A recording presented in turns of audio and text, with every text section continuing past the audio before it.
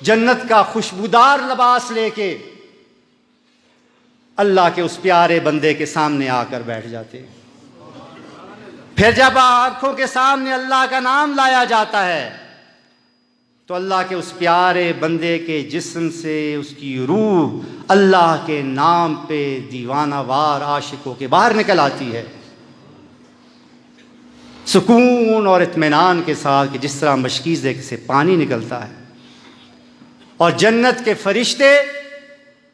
جنت کے نرم اور خوشبودار لباس میں اسے رکھتے ہیں، اسے لپیٹتے ہیں۔ اب دوسری بشارت آ رہی ہے، سلام دیا، روح آرام سے باہر آ گئی، روح نے دیکھا آگے میرا استقبال، سبحان اللہ، اپنا استقبال روح دیکھ رہی ہے، لا خوف علیہم ولا ہم یحزنون، ساتھ ساتھ خوف بھی دور ہو رہا ہے، ڈر بھی دور ہو رہا ہے۔ اللہ کے بندے کی روح اپنا استقبال دیکھ رہی ہے کہ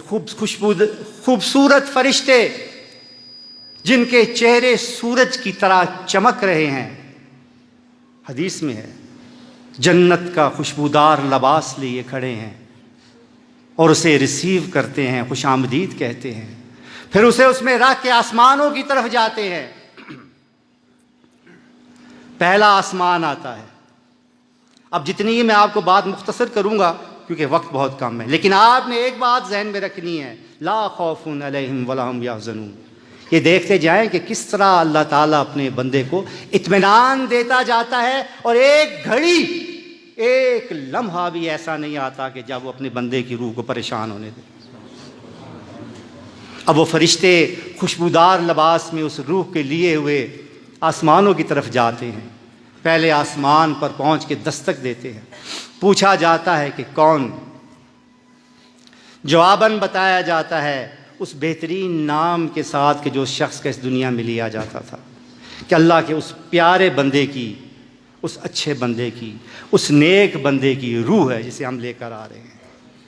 فرشتے دروازہ کھول دیتے ہیں، خوش آمدید کہتے ہیں، اور پھر جب وہ اگلے آسمان کی طرف رواں دواں ہوتا ہے تو اس آسمان کے فرشتے اس کے ساتھ ساتھ ہو لیتے ہیں، شامل ہو جاتے ہیں، ساتھ ساتھ جانا شروع ہو جاتے ہیں۔ اسی طرح پہلا آسمان، دوسرا آسمان، تیسرا آسمان، یعنی ہر آسمان کے دروازے پر دستک ہوئی، خوبصورت نام سے بتایا گیا، اور پھر اس دروازے کو کھولا گیا، اس آسمان کے فرشتوں نے استقبال کیا، اور اس آسمان کے فرشتے آگے جاتے ہوئے ساتھ ہو لیے، وہ جلوس بن گیا، خوش آمدید کہتے ہوئے جا رہے ہیں، اور 7ویں آسمان تک،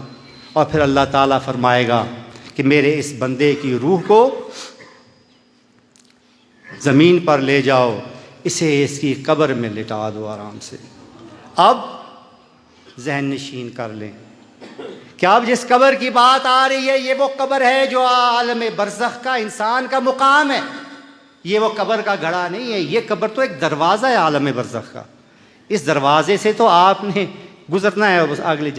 اگلے عالم میں جانا ہے۔ اب جس قبر کی بات ہو رہی ہے وہ عالم برزخ کا آپ کا مقام ہے۔ فرشتے آ کر خوشبودار لباس میں اللہ کے اس پیارے بندے کی روح کو قبر میں لٹا دیتے ہیں، اور اس کی دائیں طرف ایک کھڑکی کھول دی جاتی ہے جس میں سے اسے جنت کا مقام اس کا دکھایا جاتا ہے،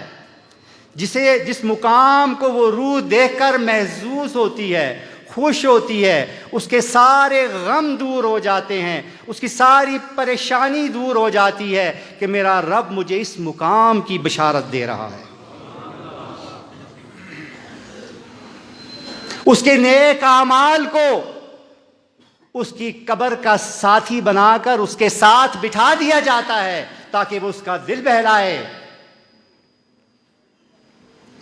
اس کے پڑھے ہوئے قرآن کو اس کی قبر کی روشنی بنا دیتا ہے،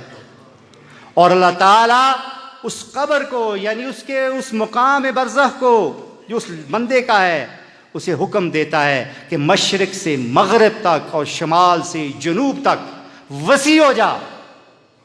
اور اللہ تعالیٰ کے اس بندے کا وہ مقام اس کی حد نگاہ تک وسیع ہو جاتا ہے، یعنی حد نگاہ تک اس کی حکومت قائم ہو جاتی ہے۔ عالم برزخ میں بھی